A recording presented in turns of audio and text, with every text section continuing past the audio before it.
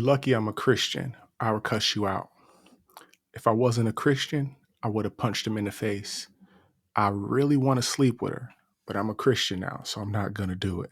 Listen, that is not self control. Now, I want to keep this video quick, but I need us to understand this.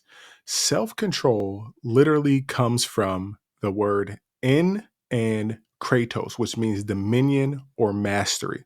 Now, I want you to see this. Kratos is a aspect of God, meaning his dominion, and it is exerting power, exerting itself until it prevails or secures submission.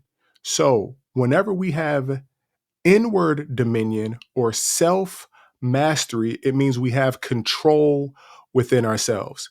Now, when this clicked to me is when I was thinking, okay, if this is the fruit of the spirit, this means this is something that God has. So it cannot be, I really want to do something, but I'm going to restrain myself from doing it. That's what the law was for us. Remember what Romans 7:5 says. When we were in the flesh, as past tense, the motions of sins, which were by the law, they did work in our members to bring forth the fruit of death. But now that we are delivered from the law, that being dead wherein we were held, meaning we were slaves to that we should now serve. So we're no longer going to serve that and let that be our master, but we're going to serve in the newness of the spirit and not the oldness of the letter. So now listen, when we were in the flesh, meaning we were void of the life of God, the law was like restraining zombies, and they can't be restrained because since they're void of life, the law reveals that they are dead men. So something comes along and it dominates you until it exerts its will on you, whether that be all the works of the flesh. Envy. Envy comes along, you feel it, and it causes you to act.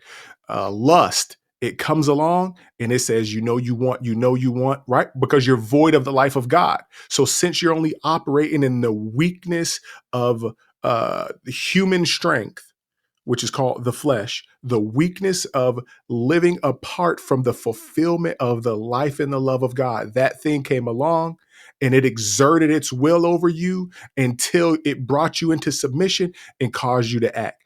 Anger did the same thing. Jealousy did the same thing. Factions wanting to be a part of a group to feel like we were someone, they did the same thing. All the works of the flesh. But now that we have the Holy Spirit and we have received life and He has brought us to shed the love of God in our hearts. Now those external things no longer have dominion over us. We have self mastery, inward mastery, but only because we have the Holy Spirit. Okay. This is not something a human being has on its own, on his own, on their own. Okay, so do you get that? It's not I really want to do something, but I'm no longer going to do it. It's no, now that I have the spirit, instead of jealousy telling me what to do and me having to restrain myself from the law, I have this constraint. It's not external. They that are led or governed by the spirit, they're not under the law. And of the fruit of the spirit, there is no law against. So we no longer need an external restraint to say, don't do that, even though you want to, or you're going to get in trouble. No, we have love. We have peace. We have joy.